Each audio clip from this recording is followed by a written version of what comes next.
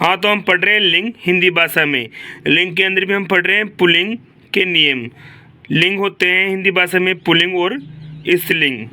संस्कृत में 3 होते हैं, हिंदी में 2 ही होते हैं। हिंदी भाषा में लिंग 2 ही होते हैं, पुल्लिंग और स्त्रीलिंग। और संस्कृत में पुल्लिंग भी होता है, स्त्रीलिंग भी होता है, नपुंसकलिंग भी होता है। संस्कृत में लिंग 3, हिंदी भाषा में लिंग 2। तो पहला हम पढ़ रहे हैं लिंग नियम के है पुल्लिंग के नियम। तो पुल्लिंग के नियम देखिए आप ओ देखो यहाँ तक पढ़ चुके हैं। पहला पार्ट पढ़ लिए, सेकंड पार्ट भी हम पढ़ लिए लिंग के, हम थर्ड पार्ट पढ़ने जा रहे हैं। तो देखिए आप ओ द्रव पदार्थों के नाम है तेल, घी, दूध, शरबत, मक्खन, पानी। अपवाद है लस्सी और चाय। लस्सी और चाय स्त्रीलिंग में आएंगे। आओ वाला नियम देखो, समय सूचक नाम क्षण, सेकंड, मिनट, घंटा, दिन, सप्ताह, पक्ष, माह। अपवाद है रात, सायं, संध्या, दोपहर। रात, सायं, संध्या, दोपहर ये चारों किस में आएंगे? ये स्त्रीलिंग में आएंगे।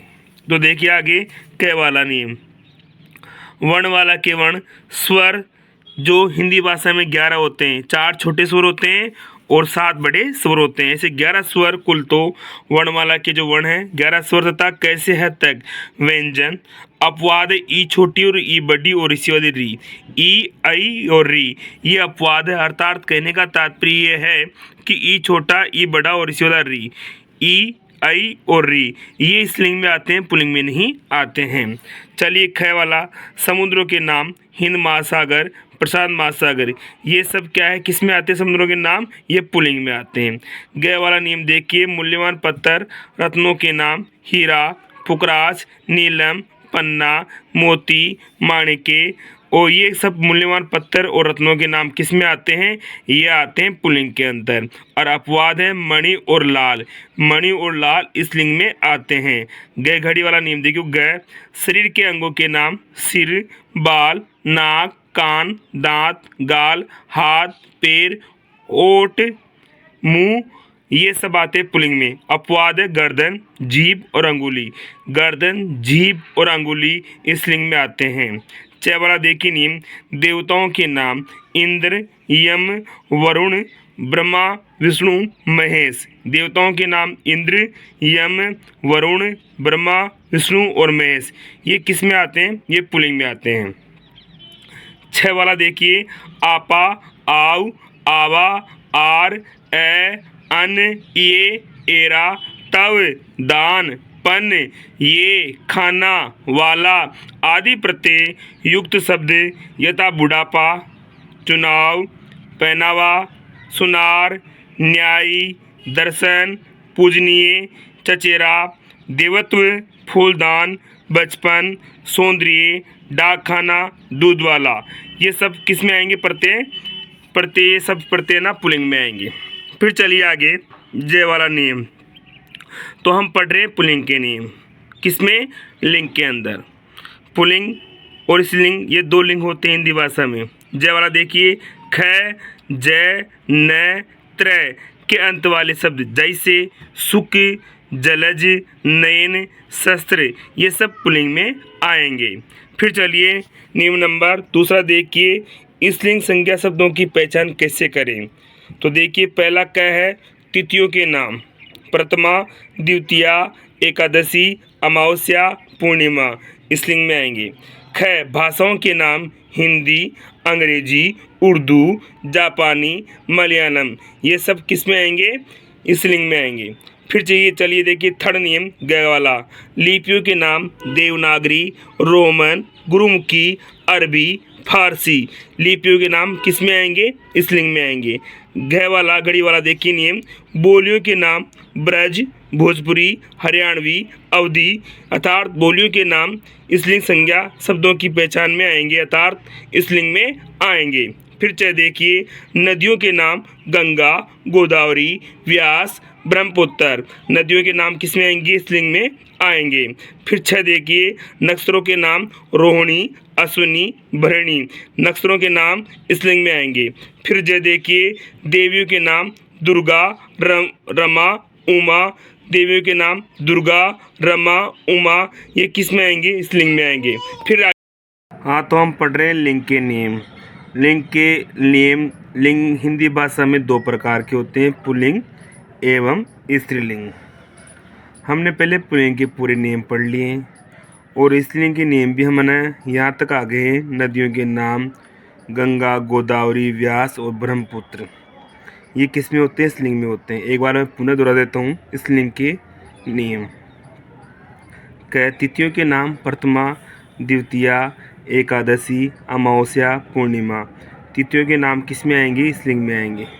फिर देखिए भाषाओं के नाम हिंदी, अंग्रेजी, उर्दू, जापानी, मलयालम स्त्रीलिंग में आएंगे। ये किस में आएंगे? लिपियों के नाम से पहले है भाषाओं के नाम। भाषाओं के नाम किस में आएंगे? स्त्रीलिंग में आएंगे। फिर लिपियों के नाम हैं देवनागरी, रोमन, गुरुमुखी, अरबी, फारसी। तो लिपियों के नाम स्त्रीलिंग में आएंगे। गड़गड़ी वाला देखिए बोलियों के नाम ब्रज, भोजपुरी, हरियाणवी, अवधी अर्थात बोलियों के नाम भी स्त्रीलिंग में आएंगे। फिर है नदियों के नाम गंगा, गोदावरी, व्यास और ब्रह्मपुत्र, ये भी स्त्रीलिंग में आएंगे। फिर है 6 वाला नक्षत्रों के नाम रोहिणी, अश्विनी, भृणी अर्थात ये भी स्त्रीलिंग में आएंगे। जय वाला देखो देवियों के नाम दुर्गा, रमा, उमा, ये भी स्त्रीलिंग में आएंगे। फिर देखिए आप जय के बाद में आए महिलाओं के नाम आशा, शबनम, रजिया, सीता। महिलाओं के नाम आशा, शबनम, रजिया, सीता, ये स्त्रीलिंग में आएंगे। फिर ट देखिए लताओं के नाम अमर, बेल, मालती, तोरई, ये लताओं के नाम पुनः बुद्धे बोल रहा हूँ मैं, एक बार सुन लीजिए। अमर, बेल, मालती, तोरई लताओं के नाम किस में आएंगे? स्त्रीलिंग में आएंगे। फिर देखो ठ वाला नेम देखो आ, आई, आयन, आनी, आवट, आहट, इया, बड़ी ई, तय, ता, ती आदि प्रतियुक्त शब्द यथा छात्रा, मिठाई, ठकुराइन, नौकरानी, सजावट, घबराहट, गुड़िया, गरीबी, ताकत, मानवता, नीति, ये सब किस में आएंगे? ये सब स्त्रीलिंग में आएंगे। यानी इन प्रतियों से बनने वाले शब्द किस में आएंगे? स्त्रीलिंग में आएंगे। अब हम पढ़ते हैं लिंग परिवर्तन कैसे करते हैं, उनके नियम। पुल्लिंग से स्त्रीलिंग बनाने के कतिपय नियम यानी कुछ नियम। पहला शब्दांत ए को आ में बदलकर छात्र से छात्रा, पूज्य से पूज्या, सूत से सूता, वृद्ध से वृद्धा, बहुदी से बहुदिया, अनुज से अनुजा।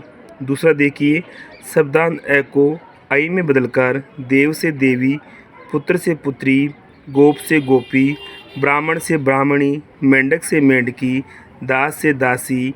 तीसरा नियम देखिए शब्दांत आ को आई में बदलकर नाना से नानी, लड़का से लड़की, घोड़ा से घोड़ी, बेटा से बेटी, रस्सा से रस्सी और चाचा से चाची। अब अगला हम नियम देखते हैं चौथा नियम। यहाँ पे देखिए चौथा नियम शब्दांत आ को इया में बदलकर बूढ़ा से बुढ़िया, चूहा से चुईया, कुत्ता से कुतिया, डिब्बा से डिबिया, बेटा से बिटिया, लोटा से लुटिया। पांचवा नियम देखिए शब्दांत प्रत्यय अक को इका में बदलकर बालक का बालिका, लेखक का लेखिका, नायक का नायिका, पाठक का पाठिका, गायक का गायिका, विधायक का विधायिका। छठा नियम देखिए आने प्रत्यय लगाकर देवर का देवरानी, चौधरी का चौधराइनी, सेठ का सेठानी, भव का भवानी, जेठ का जेठानी। सातवां नियम देखिए नी प्रत्यय लगाकर पुनः देखिए नी प्रत्यय लगाकर शेर का शेरनी, मोर का मोरनी, जाट का जाटनी, सिंह का सिंहनी, ऊँट का ऊँटनी, बेल का भिलनी। आठवां नियम देखिए शब्दांत में ई बड़ा यानी ई आई के स्थान पर ई नी लगाकर हाथी का हाथीनी, तपस्वी का तपस्विनी, स्वामी का स्वामिनी। फिर नवा देखिए नियम इन प्रत्यय लगाकर माली का मालिन, चमार का चमारिन, धोबी का धोबिन, नाई का नाइन, कुमार का कुमारिन, सुनार का सुनारिन। 10वां नियम देखिए आयन प्रत्यय लगाकर चौधरी का चौधरायन, ठाकुर का ठकुरायन, मुंशी का मुंशियायन। और आगे देखिए 11वां नियम तो देखिए आगे 11वां नियम है, शब्दांत वान के स्थान पर वती लगाकर। गुणवान का गुणवती, पुत्रवान का पुत्रवती, भगवान का भगवती, बलवान का बलवती, भाग्यवान का भाग्यवती, सत्यवान का सत्यवती। फिर 12वां नियम देखिए, शब्दांत मान के स्थान पर मति लगाकर। श्रीमान का श्रीमती, बुद्धिमान का बुद्धिमती, आयुष्मान का आयुष्मती। श्रीमान में न हलंत आएगा। आगे देखिए 13वां, शब्दांत ता के स्थान पर त्रि लगाकर। कर्ता का कर्त्री, नेता का नेत्री, दाता का दात्री। 14वां नियम देखिए, शब्द के पूर्व में मादा शब्द लगाकर। खरगोश का मादा खरगोश, भेड़िया का मादा भेड़िया, भालू का मादा भालू। अब देखिए 15वां नियम। 15वां नियम देखिए, भिन्न रूप वाले कतिपय शब्द। कवि का कवयित्री, वर का वधु, विद्वान का विदुषी, वीर का वीरांगना, मर्द का औरत, साधु का साध्वी, दूल्हा का दुल्हन, नर का नारी, बैल का गाय।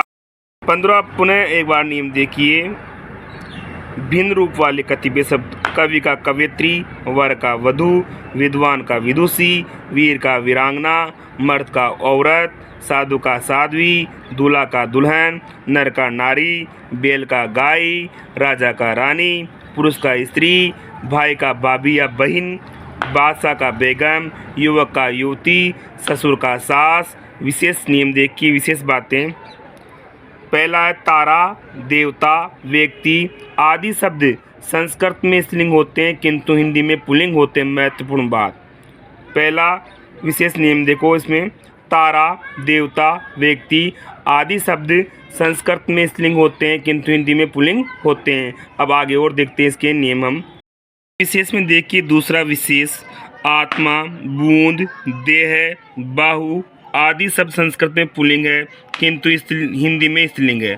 पुनः देखिए दूसरा, आत्मा, बूंद, देह, बाहु आदि शब्द संस्कृत में पुल्लिंग है किंतु हिंदी में स्त्रीलिंग है।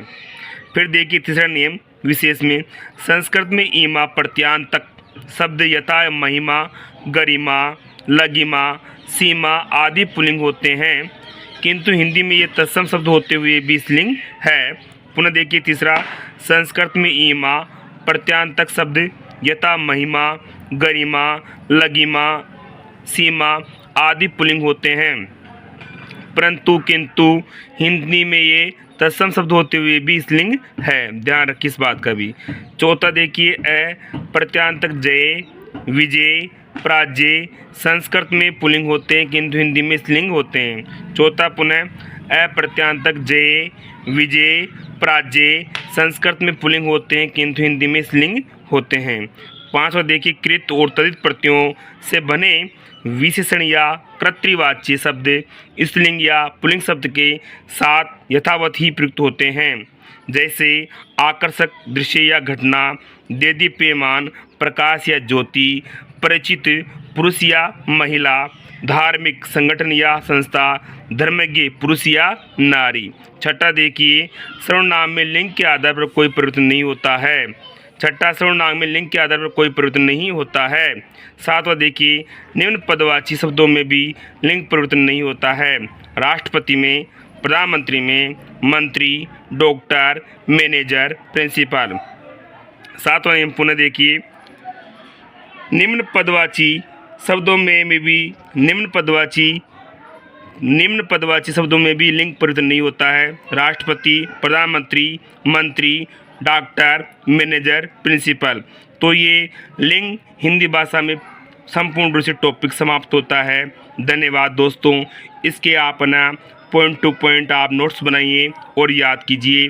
ये रीट की भर्ती में कक्षा 10 में, कक्षा 12 में, बोर्ड की क्लास कक्षा 8 में, 8 बोर्ड क्लास, कक्षा 10 बोर्ड क्लास, कक्षा 12 बोर्ड क्लास, आरबीसी बोर्ड हो चाहे एनसीईआरटी हो चाहे सीबीएसई बोर्ड हो, हिंदी भाषा में पूछे जाते हैं। ठीक है, धन्यवाद।